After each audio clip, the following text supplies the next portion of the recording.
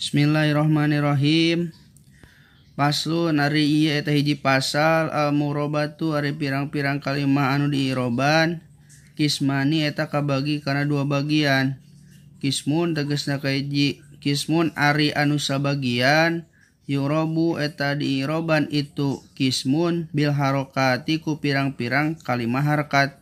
Wa kismun jeung ari anu sabagian deui yurobu eta diiroban itu kismun bil hurufi ku pirang-pirang huruf. Paladzi tah ari kalimah yurobu anu diiroban itu ladzi bil harokati ku pirang-pirang harkat. Arbatu anwain eta kabagi kana opat pirang-pirang warna. Al ismul mufrodi tegasna kahiji isim mufrad, wa jam'i taksiri jeung kaduana jama taksir, wa jam'il muannatsis salimi jeung katiluna jama muannas salim, wa fi'lil mudhari'i jeung kaopatna fi'il mudhari. Alladzi tegasna fi'il mudhari lam yatasil anu can kaantelan bi akhirih kalawan tungtungna itu fi'il mudhari naon syai'un naon-naon. Wa kulluha jeung ari sakabehna itu arbaatu anwa'in jeung sakabehna itu kalimah anu opat turpa'u eta diropakeun itu arbaatu anwa'in bidomati kudomah. Watun sobu jeung dinasabkeun itu kuluha bil fathati ku patah. Watuh padu jeung dijerkeun itu kuluha bil kasroti ku kasroh.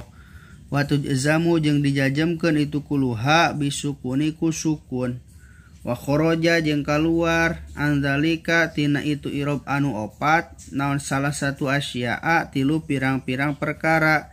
Jam'ul muannatsis salimi tegasna kahiji jama' muannas salim, yunsobu eta dinasabkeun itu jama' muannas salim bil kasroti ku kasroh. Wal ismu jeung isim alladzi tegasna isim layan soripu anu henteu narima tanwin itu isim. Yuhpadu eta dijeerkeun itu isim layan soripu bil fathati ku patah. Wa fi'lil mudhari'i jeung fi'il mudhari al-mu'talil akhiri anu aya huruf elatan tungtungna. Yujzamu itu dijajemkeun itu fi'il mudhari mu'tal akhir bihadfi akhirih ku ngabuang tungtung fi'il mudhari mu'tal akhir. Waladzi jeung ari kalimah yurobu anu diiroban itu ladzi bil hurufi ku pirang-pirang huruf. Arbaatu anwa'in eta aya opat pirang-pirang warna. Atasniyatu tegasna kahiji isim tasniyah, wa jam'u mudzakkari salimu jeung kaduana jama' mudzakkar salim, wal ismul khamsatu jeung katiluna pirang-pirang isim lima, wal af'alul khamsatu jeung kaopatna pirang-pirang fi'il lima.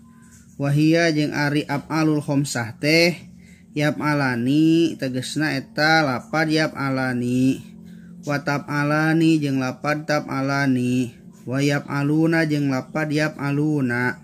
Wa tab'aluna jeung lapad tab'aluna. Wa tab'alina jeung lapad tab'alina. Pamatasniyatu mangkana pun ari isim tasniyah paturpa'u eta diropakeun itu isim tasniyah bil alifi ku alif. Wa tunsobu jeung dinasabkeun itu isim tasniyah. Wa tuhpadu jeung dijeerkeun itu isim tasniyah bil ya'i ku iya.